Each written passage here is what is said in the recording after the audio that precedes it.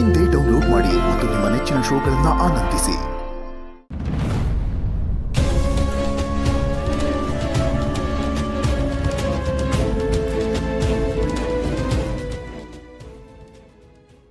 ಏನ್ರಿ ಅದು? ಮೈಸೂರು ಪ್ಯಾಲೇಸ್ ನಿನ್ನ ಹೆಸರಿಗೆ ಬರ್ದಿರೋ ಪತ್ರ. ಅಯ್ಯೋ ಹೌದೇನ್ರಿ? ಈ ಸಲ ದಸರಾನ ಅಲ್ಲೇ ಮಾಡ್ಬಿಡೋಣ. ಏನು ಅಂತ ಕೇಳಿದ್ರೆ ಅಲ್ಲೇ ಮೈ ಮೇಲೆ ಬಂದಂಗೆ ಆಡ್ತೀರ. ನಿಮ್ಮ ಅತ್ತೆ ಮಾವಂಗೆ ಹುಚ್ಚಿಡ್ದಿದೆ ಅನ್ಸುತ್ತೆ, ಅದಕ್ಕೆ ಈ ರೀತಿ ನೋಟಿಸ್ ಕಳಿಸಿದ್ದಾರೆ. ನೀವು ಆಡ್ತಾ ಇರೋದು ನೋಡಿದ್ರೆ ತಲೆ ಕೆಟ್ಟಿರೋದು ಅವ್ರಿಗಲ್ಲ, ನಿಮ್ಗೆ ಅನ್ಸುತ್ತೆ.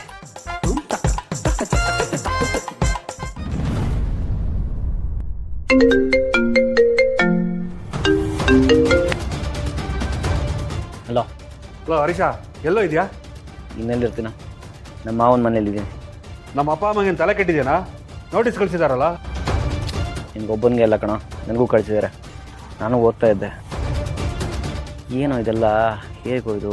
ನನಗೂ ಗೊತ್ತಿಲ್ಲ ಕಣ, ಯಾವ ಕೇಸು ಅಂತ ಗೊತ್ತಿಲ್ಲ. ನಾವು ಹೀಗೆ ಬಿಟ್ಟರೆ ನಮ್ಮನ್ನು ಹುರಿದು ಮುಖಬಿಡ್ತಾರೆ.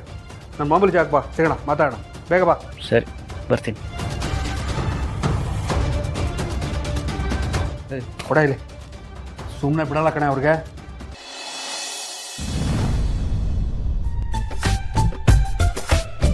ಹಲೋ, ಇದರಲ್ಲಿ ಏನು ಕೇಸು ಅಂತಾನೆ ಮೆನ್ಷನ್ ಆಗಿಲ್ವಲ್ಲ? ನಾನು ಅದೇ ನೋಡ್ತಾ ಇದ್ದೀನಿ ಬ್ರೋ. ಏನಾಗಿರ್ಬೋದು ಇದು? ನಿನಗೆ ಗೊತ್ತಾಗ್ದಿರೋದು ನನಗೆ ಹೇಗೋ ಗೊತ್ತಾಗತ್ತೆ ಬ್ರೋ. ಒಂದು ವೇಳೆ ಮಕ್ಕಳು ನಮ್ಮನ್ನು ಮನೆಯಿಂದ ಆಚೆ ಹಾಕಿದ್ದಾರೆ ಅಂತ ಏನಾದ್ರು ಕೇಸ್ ಹಾಕಿರ್ಬೋದಾ? ಹಾಗೇನಾದರೂ ಆದರೆ ಬರೀ ನಿನಗೆ ಮಾತ್ರ ಸಮನ್ಸ್ ಕಳಿಸ್ಬೇಕಪ್ಪ. ಯಾಕೆಂದ್ರೆ ನೀನು ತಾನೇ ಅವ್ರನ್ನ ಮನೆಯಿಂದ ಆಚೆ ಹಾಕಿದ್ದು. ನನಗೆ ಯಾಕೆ ಕಳಿಸಿದ್ದಾರೆ? ಬುದ್ಧಿವಂತ ಕಣ ನೀನು, ಯಾವುದಕ್ಕೂ ಸಿಕ್ಕಾಕೊಳ್ಳಲ್ಲ. ಮೋಸ್ಟ್ಲಿ ನಾವು ಮೊನ್ನೆ ಸೈಟಲ್ಲೂ ಭಾಗಬೇಕು ಅಂತ ಗಲಾಟೆ ಮಾಡಿದ್ವಲ್ಲ, ಅದಕ್ಕೆ ಕೇಸ್ ಹಾಕಿರ್ಬೋದಾ? ಅಪ್ಪ ಅಷ್ಟೊಂದು ಫಾಸ್ಟೇನೋ ಆ ವಿಷಯಕ್ಕೂ ಕೇಸ್ ಹಾಕೋಷ್ಟು? ಅಷ್ಟೇ ಆದರೆ ಏನೂ ಪ್ರಯೋಜನ ಇಲ್ಲ ಕಣ. ಈ ಕೇಸು ಕೋರ್ಟಲ್ಲಿ ಅರ್ಧ ಗಂಟೆನೂ ನಿಂತ್ಕೊಳ್ಳಲ್ಲ. ಹೌದಾ? ಈಗ ಅಪ್ಪನ ಆಸ್ತಿಲಿ ಮಕ್ಕಳು ಪಾಲು ಕೇಳ್ಬೋದು ಕಣ, ಕಾನೂನಿಗೆ ವಿರುದ್ಧ ಅಲ್ಲ ಅದು. ಮತ್ತೆ ಆ ವಿಷಯಕ್ಕೆ ಹಾಕದೆ ಇನ್ಯಾವ ವಿಷಯಕ್ಕೆ ಹಾಕಿರ್ಬೋದು ಅಂತ. ಅದಕ್ಕೆ ಯಾಕೆ ಅಷ್ಟೊಂದು ತಲೆ ಕೆಡಿಸ್ಕೋಬೇಕು? ಲಾಯರಿಗೆ ಕೇಳೋಣ ಬಾ, ಅವ್ರು ಹೇಳ್ತಾರೆ. ಒಳ್ಳೆ ಬಾ.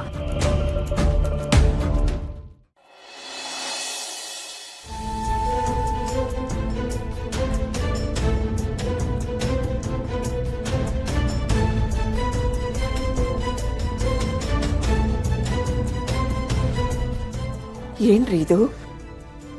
ಬೆಳಗ್ಗೆ ಏನೋ ನೀವು ಕೋಪದಲ್ಲಿ ಹಾಗೆ ಮಾತಾಡ್ತಿದ್ರ ಅನ್ಕೊಂಡ್ರೆ ನಿಜವಾಗ್ಲೂ ನೋಟಿಸ್ ಕಳ್ಸಿಬಿಟ್ಟಿದ್ದೀರಲ್ರಿ. ಕೋಪದಲ್ಲಿ ಮಾಡಿರೋ ಕೆಲಸ ಅಲ್ಲ ಲಕ್ಷ್ಮಿ ಇದು. ಸರಿಯಾಗಿ ಯೋಚನೆ ಮಾಡೋ ನಿರ್ಧಾರ ಮಾಡಿದ್ದೀನಿ.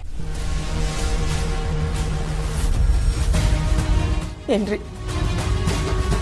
ಇಷ್ಟೇ ಆದರೂ ನಾವು ಹೆತ್ತ ಮಕ್ಕಳು ಈ ನೋಟಿಸ್ ಕಳಿಸಿ ನಾವು ತಪ್ಪು ಮಾಡಿಬಿಟ್ಟಿದ್ದೀವಿ ಅನ್ಸುತ್ತೆ. ಅಪ್ಪ ಅಮ್ಮನ ಮೇಲೆ ಮಕ್ಕಳು ಕೇಸ್ ಹಾಕ್ಬೋದಾ? ಈ ವಯಸ್ಸಿನಲ್ಲಿ ನಮ್ಮನ್ನು ಕೋರ್ಟ್ ಮೆಟ್ಲು ಹತ್ತಿಸ್ಬೇಕು ಅಂತ ನಿರ್ಧಾರ ಮಾಡಿದಾರಲ್ಲ, ಇದು ಸರಿನಾ? ಅವ್ರು ಮಾಡಿರೋದು ತಪ್ಪೇ ರೀ, ಆದರೆ ಅವ್ರಿಗೇನೋ ಬುದ್ಧಿ ಇಲ್ಲ. ನೀವು ಅವ್ರ ಹತ್ರ ಹೋಗಿ ಮಾತಾಡಿ ಇದನ್ನ ಪರಿಹಾರ ಮಾಡ್ಬೋದಾಗಿತ್ತು. ಅದನ್ನ ಬಿಟ್ಟು ಈ ವಯಸ್ಸಲ್ಲಿ ನೀವು ಕೋರ್ಟು ಕಚೇರಿ ಅಂತ ಓಡಾಡ್ತೀರಾ? ಓಡಾಡ್ತೀನಿ ಲಕ್ಷ್ಮಿ, ಬರೀ ಓಡಾಡೋದಷ್ಟೇ ಅಲ್ಲ, ಈ ಕೇಸನ್ನು ಗೆದ್ದೇ ಗೆಲ್ತೀನಿ. ಅಪ್ಪ ಅಮ್ಮನ ಬೆಲೆ ಏನು ಅಂತ ಗೊತ್ತು ಮಾಡಿಸ್ತೀನಿ. ಇವ್ರ ಕುತಂತ್ರನ ಎಷ್ಟು ಅಂತ ಸಹಿಸ್ಕೊಳ್ಳೋದು? ನಮ್ಮ ಸಹನೆಗೂ ಒಂದು ಮಿತಿ ಇರುತ್ತೆ. ಆ ಮಿತಿ ಮೀರಿದ್ರೆ ಏನಾಗುತ್ತೆ ಅನ್ನೋದನ್ನ ಇವ್ರಿಗೆ ಕೋರ್ಟ್ ಮೂಲಕ ಗೊತ್ತು ಮಾಡಿಸ್ತೀನಿ. ಆದರೂ ಇದರಿಂದ ನಮ್ಮ ಮಕ್ಳಿಗೆ ತೊಂದರೆ ಆಗತ್ತಲ್ವೇನ್ರಿ? ಇದನ್ನೇ ತಾಯಿ ಕರಳು ಅನ್ನೋದು. ನೀನು ಅವ್ರ ಮೇಲೆ ಇಟ್ಟಿರೋ ಪ್ರೀತಿ ಕಿಂಚಿತ್ತಾದರೂ ಅವ್ರಿಗೆ ನಿನ್ನ ಮೇಲೆ ಇದೆಯಾ? ಒಂದು ವೇಳೆ ನನಗೇನಾದರೂ ನೋವು ಕೊಟ್ಟಿದ್ರೆ ಸಹಿಸ್ಕೋತಾ ಇದ್ದ ಲಕ್ಷ್ಮಿ, ನಿನಗೆ ನೋವು ಕೊಡೋಕೆ ಹೊರಟಿದ್ದಾರೆ ನೋಡು, ಖಂಡಿತ ಸಹಿಸ್ಕೊಳ್ಳಲ್ಲ. ನೋಡಿ, ನಾನೆಲ್ಲಾನು ಸಹಿಸ್ಕೊತೀನಿ, ನಿಮ್ದಮ್ಮಯ್ಯ ಅಂತೀನಿ, ಕೈ ಮುಗಿತೀನ್ರಿ. ದಯವಿಟ್ಟು ಕೇಸ್ನ ವಾಪಸ್ ತಗೊಂಡ್ಬಿಡಿ. ಸಾಧ್ಯ ಇಲ್ಲ ಲಕ್ಷ್ಮಿ, ಇದೊಂದು ವಿಷಯದಲ್ಲಿ ನಿನ್ನ ತಲೆ ಹಾಕಬೇಡ. ಈ ಕೇಸನ್ನು ನಾನು ಗೆಲ್ಲಬೇಕು ಅಂತ ಹಠ ಮಾಡ್ತಾ ಇಲ್ಲ. ಇವ್ರಿಗೆ ಅಪ್ಪ ಅಮ್ಮನ ಬೆಲೆ ಏನು ಅಂತ ತಿಳಿಸ್ಬೇಕು. ನಾಳೆ ಕೋರ್ಟಿಗೆ ಬರ್ತಾರಲ್ಲ, ಅಲ್ಲಿ ಅವ್ರಿಗೆ ಸರಿಯಾಗಿ ಉತ್ತರ ಕೊಡ್ತೀನಿ.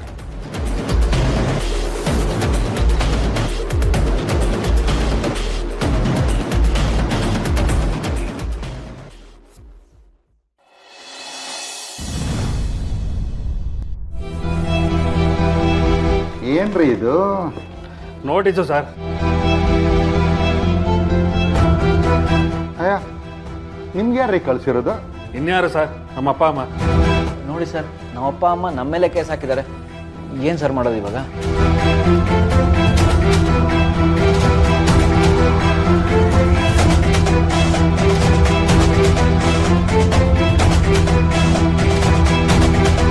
ಅವರು ನಿಮ್ಗೆ ಯಾಕ್ರಿ ನೋಟಿಸ್ ಕಳಿಸ್ಕೊಡ್ತಾರ?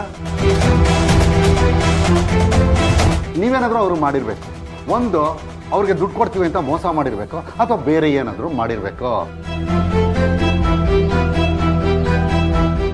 ನೋಡಿ, ನೀವು ನಿಜ ಹೇಳಬೇಕು, ಇಲ್ಲ ಅಂದ್ರೆ ಇದು ನಿಮ್ಮ ಕುತ್ತಿಗೆಗೆ ಬರುತ್ತೆ. ಸರ್, ಅವ್ರ ಹತ್ರ ಏನಿದೆ ಅಂತ ನಾವು ಅವ್ರಿಗೆ ಮೋಸ ಮಾಡ ಸರ್. ನಾವಿದ್ದಿದ್ದು ಬಾಡಿಗೆ ಮನೆಯಲ್ಲಿ, ಅದರದ್ದೊಂದು ಅಡ್ವಾನ್ಸ್ ಇದೆ ಅನ್ನೋದು ಬಿಟ್ಟರೆ ಬೇರೆ ಏನೂ ಇಲ್ಲ ಸರ್. ನಾನು ಕಷ್ಟಪಟ್ಟು ಸಂಪಾದನೆ ಮಾಡಿ ಒಂದು ಸ್ವಂತ ಮನೆ ಕಟ್ಟಿದ್ದೀನಿ. ಒಂದು ನಯಾ ಪೈಸೆ ಅವ್ರ ಹತ್ರ ತೊಗೊಂಡಿಲ್ಲ ಸರ್. ನಾನು ಅಷ್ಟೇ ಸರ್, ಅವ್ರ ಹತ್ರ ಏನೂ ತೊಗೊಂಡಿಲ್ಲ. ನಮ್ಮ ಮಾವ ಕೊಟ್ಟಿರೋದ್ರಲ್ಲೇ ಬದುಕ್ತಾ ಇದ್ದೀನಿ. ನನ್ನ ಹೆಂಡತಿ ಕೆಲಸ ಮಾಡ್ತಾಳೆ, ಅವಳು ದುಡಿದು ನನ್ನನ್ನು ಸಾಕ್ತಿದ್ದಾಳೆ. ನಾನು ಒಂದಷ್ಟು ಕೆಲಸ ಮಾಡಿದೆ, ನನ್ನ ಕೈ ಹತ್ತಲಿಲ್ಲ. ಏನು ಮಾಡೋದು? ಹೌದು ಸರ್, ಇವ್ರ ಹೆಂಡತಿನೇ ನೋಡ್ಕೊತಿರೋದು. ಮತ್ತೆ ಅವ್ರು ನಿಮ್ಗೆ ಯಾಕ್ರಿ ನೋಟಿಸ್ ಕಳಿಸ್ತಾರೆ? ಹಾಗಿದ್ರೆ ನೋಡಿ, ಲಾಯರ್ ಹತ್ರ ಡಾಕ್ಟರ್ ಹತ್ರ ಸುಳ್ಳು ಹೇಳಬಾರದು ಅಂತಾರೆ. ಅಂದ್ರೆ ನೀವು ನಿಜಾನೇ ಹೇಳಬೇಕು. ಅದೇನಿದ್ರು ಹೇಳ್ಬಿಡಿ, ಮಿಕ್ಕಿದ್ ನಾನು ನೋಡ್ಕೊಳ್ತೀನಿ. ಸರ್, ಅವಾಗಿಂದ ಏನು ತಗೊಂಡಿಲ್ಲ ಅಂತ ಹೇಳ್ತಾ ಇದೀವಿ, ಮತ್ತೆ ಅದದ್ದೇ ಕೇಳ್ತಿರಲ್ಲ ಸರ್. ಸರ್, ಏನು ಗೊತ್ತಾ, ಅವರು ಉದ್ಧಾರ ಆಗಲ್ಲ, ನಮಗೂ ಉದ್ಧಾರ ಆಗಿಬಿಡಲ್ಲ. ಅವ್ರ ಹತ್ರ ಊರಿಗೆ ಉಪಕಾರಿ ಮನೆಗೆ ಮಾರಿ ಅಂತಾರಲ್ಲ, ಹಂಗೆ ಅವ್ರಿಗೆ ಪಾಠ ಕಲಿಸ್ಲೇಬೇಕು ಸರ್. ನೀವು ಏನು ಮಾಡಬೇಕು ಹೇಳಿ ಮಾಡ್ತೀವಿ ಅಲ್ಲ?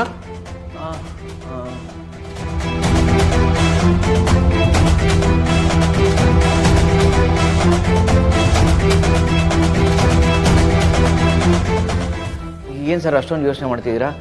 ಈ ಕೇಸಲ್ಲಿ ಸಿಕ್ಕಾಕೋತೀವ ನಾವು? ಅದೆಲ್ಲ ಆಮೇಲೆ ನೋಡೋಣ. ನೋಡಿ, ಈಗ ನಿಮಗೆ ಲಾಯರ್ ಫೀಸು ಅಂತ ಒಂದಷ್ಟು ದುಡ್ಡು ಖರ್ಚಾಗುತ್ತೆ. ಮತ್ತೆ ದುಡ್ಡು ಕೊಡ್ಬೇಕಾ ಸರ್? ಅಡ್ವಾನ್ಸ್ ಕೊಟ್ಟಾಗಿದೆಯಲ್ಲ ಸರ್ ಅವತ್ತೇ? ರೀ, ಅದು ನಿಮಗೆ ಆಸ್ತಿನಲ್ಲಿ ಭಾಗ ಬರೋದಕ್ಕೆ, ಓಡಾಡೋದಕ್ಕೆ. ಆದ್ರೆ ಇದು ಬೇರೆ ಕೇಸ್ ರೀ, ಇದೇ ಬೇರೆ ಕೇಸು. ಸರಿ ಸರ್, ಈಗ ಎಷ್ಟು ಕೊಡ್ಬೇಕಾಗುತ್ತೆ? ಏನು ನೀವು ನೋಡಿ, ಅದೆಲ್ಲ ಆಮೇಲೆ ನೋಡೋಣ. ಮೊದಲು ಕೋರ್ಟ್ಗೆ ಹೋಗೋಣ, ಅಲ್ಲಿ ವಿಷಯ ತಿಳ್ಕೋಣ, ಆಮೇಲೆ ಎಷ್ಟು ಖರ್ಚಾಗುತ್ತೆ ಅಂತ ನಾನು ನಿಮ್ಗೆ ಹೇಳ್ತೀನಿ. ಸರಿ, ಹಾಗಾದ್ರೆ ನಾಳೆ ಕೋರ್ಟಲ್ಲಿ ಮೀಟ್ ಆಗೋಣ ಸರ್. ಸರಿ, ಸುಮ್ಮನೆ ಬಿಡಬಾರ್ದು ಸರ್. ಬರ.